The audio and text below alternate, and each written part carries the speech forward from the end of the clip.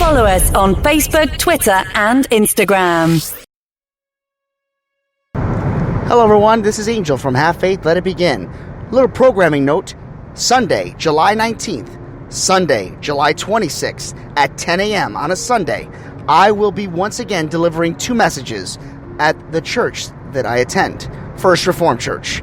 This will be broadcast on a simulcast on Facebook Live. In addition, will be also broadcast on this platform.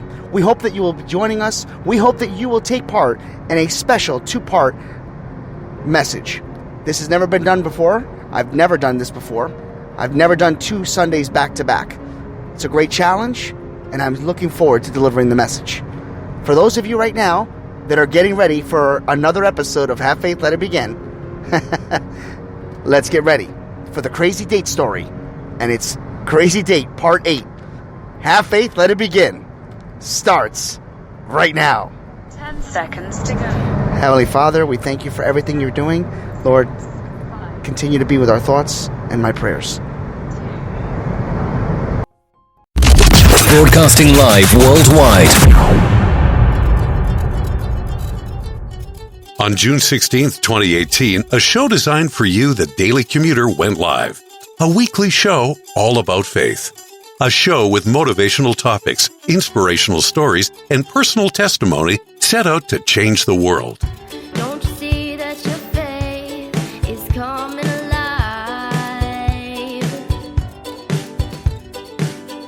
Don't you see that it's tested every time? He's the one that makes your life divine.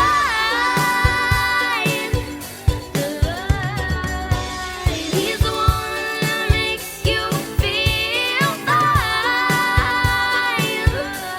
Your faith's being tested. Hi, I am Mia. You're listening to Have Faith, Let It Begin. Hello, my name is Amari, and today we are back on another episode of Have Faith and Let's Begin. Hi, my name is Isabella, and you're listening to Have Faith, Let It Begin. Hey, this is Freddie, and you're listening to Have Faith, Let It Begin. Hi, my name is Angela, and you're listening to Have Faith, Let It Begin. Welcome to Have Faith. Let It Begin. Here's your host, Angel Santana. Broadcasting live worldwide. Crazy Date story number 8 starts right now. As many of you remembered Crazy Date 7, I was on a date. I went to my former employer because I figured it was the best atmosphere. I worked at TGIF Fridays as a server, and I decided to bring this specific date there because I felt like the environment would be in my favor. People know me. They can talk about me, make me look good. Unfortunately, on this particular date, the young girl, after having appetizers and ordering the meal, decided to excuse herself to the bathroom and never returned. So, at that moment, a server who I'd worked with and was kind of, friendly with, sat down next to me and basically started to tell me that she was a little bit offended that, not offended, but she was a little hurt to see me on a date. And I said, why would you feel that way? And she had told me that she had a crush on me. So, that's where I left you on a cliffhanger. I said, that's where I thought that the next chapter was going to be good. So let's continue the story from there. So, after that night was over, she actually walked me to my car. She gave me a kiss on the cheek and said, I really look forward to being with you on a date. So, we obviously set up a date in progress, in motion, I should say. We met up about a week later, and we decided to, she invited me over to the house to pick her up. And as I pulled up to the driveway, I went into the house, and she actually asked me to come into the house. I met her mom, her dad, her little brother, and it was a really cool atmosphere. She actually brought me there, and we actually ate dinner at her house. It was a little bit weird, I'll be honest, because that's something I would have done, but I was to the point now where I was like, maybe I shouldn't do all those things because I felt as if I was moving too fast. Remember, I was looking for a wife. I wasn't looking for a girlfriend. I think I was looking for a wife. I was looking for that, long-term relationship, and you can't do that on the first date, on the second date, on the third date, but that's where my mindset was at. So here she is inviting me into her home, and I'm eating dinner on our first, basically, I officially started the date with her family. It was really awkward at first, but very, very, very fun. Her family was very, very hip, very cool. That's his only daughter, and he was very, very. I want to say he was strict. He was cautious.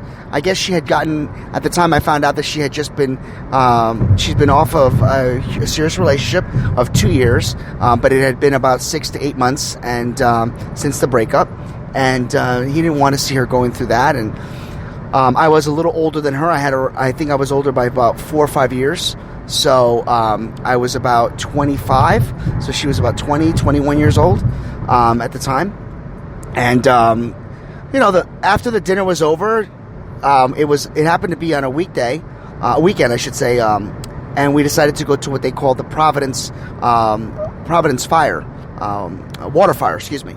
So we went to the water fire. She was asking me questions prior to this and saying, I want to do something you've never done. I don't want to go to a restaurant. I don't want to go to a movie. I want to do something totally different. So, I told her that I had been to the water fire, but only in passing. I never actually went to the water fire. So we went to the water fire. We had a great time. We sat down. We listened to some jazz music, and we just talked, and it was very, very good. It got to the point now where we were trying to figure out what to do, and believe it or not, we decided to actually go to a movie, even though it was something that I had planned, but I never actually I never went through, because remember the last time we talked about the date I went to the theater, I only lasted the theater about 35, 40 seconds. So we went to the movies, and everything was going so well. I mean, there's nothing I can tell you that was negative. But one thing that continued to linger throughout this date was I kept checking my upper lip. I kept checking my breath, because I felt as if I smelled bad breath or some type of odor. I couldn't figure out what it was, and I was trying to figure out where it was coming from. I mean, I literally put maybe like 5 pieces of gum in and out of my mouth. I mean, I would put a new gum in, chew it, spit it out later, without her noticing, and then put a new one in. I'm thinking, what did I eat? And I just couldn't figure it out. So we go to the theater. We're in the theater, and we're watching the movie, and we're having a great time. It was a comedy. I don't remember the name of the movie. At one point, she actually was very cute. She leaned over and she put her head on my shoulder, and I thought that was it was very nice. And so I put my head on hers, and all of a sudden I started to smell this lingering odor, and I couldn't figure out what it was. So I just tried to, it would come and go. So I sat through it. The movie was over. After the movies, almost everybody has to go to the restroom. So we each went to each other's restrooms, and when she came out, she asked for my hand, and we held hands. We got into the car, and we got into the car, and as soon as we got in the car, it was a little bit muggy out. We put the air conditioning on, and I could smell this lingering odor again. And I said, I asked her, do you smell that? And she's like, no. And I said, okay. I said, do I have bad breath? I says, please tell me. And she's like, no, let me see. And it was slick, because when she said that, she actually got close enough to sneak in a kiss. When she sneaked in the kiss, that's when I figured out where the odor was. It was actually coming from her. Now, let me stop real quick, okay? I am in no means trying to make fun of this young lady, by any means.